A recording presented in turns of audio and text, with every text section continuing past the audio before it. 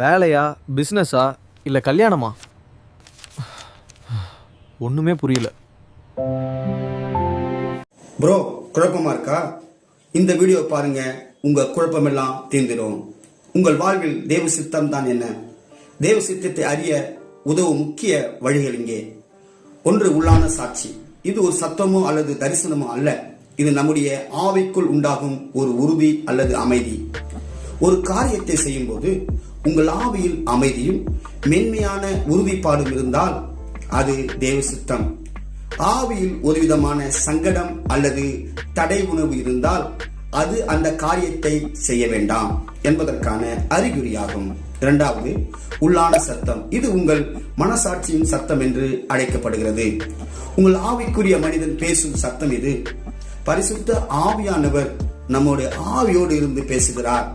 இது காதுகளுக்கு கேட்கும் சத்தம் அல்ல, ஆனால் உங்கள் உள்ளத்திற்குள் ஒரு தெளிவான எண்ணமாகவோ அல்லது வழிகாட்டுதலாகவோ தோன்றும்.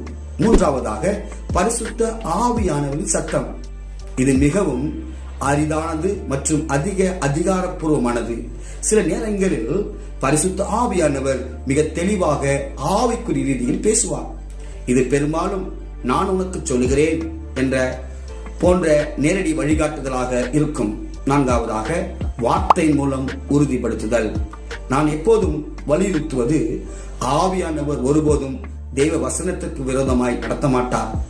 அது வழிநடத்துதல் தேவனுடைய வார்த்தையாக பைபிளுக்கு முரணாக இருந்தால் அது தேவ சித்தம் அல்ல என்பதில் தெளிவாக இருக்க வேண்டும். எந்த ஒரு ஆவிக்குரிய அனுபவத்தையும் விட எழுதப்பட்ட வசனமே இறுதியானது. நான் உங்களுக்கு சொல்லுகிற நடைமுறை ஆலோசனைகளை பார்ப்போம். ஆவியில் செபித்தல். அந்நிய பாஷையில் செபிப்பது உங்கள் ஆவியை விழிப்படைய செய்யும். இதன் மூலம் தேவ சித்தத்தை உணர்வது எளிதாயிருக்கும். இரண்டாவது, அமைதியாய் இருத்தல். உங்கள் மாம்சத்தையும் மனதையும் அமைதிப்படுத்தினால் மட்டுமே உங்கள் ஆவியின் சத்தத்தை உங்களால் கேட்க முடியும். மூன்று, சிறிய காரியங்கள் பயிற்சி. பெரிய முடிவுகள் எடுப்பதற்கு முன்பாக அன்றாட வாழ்க்கையில் சிறிய விஷயங்களில் தேவனுடைய வழிநடத்துதலை கவனிக்க பழக வேண்டும்.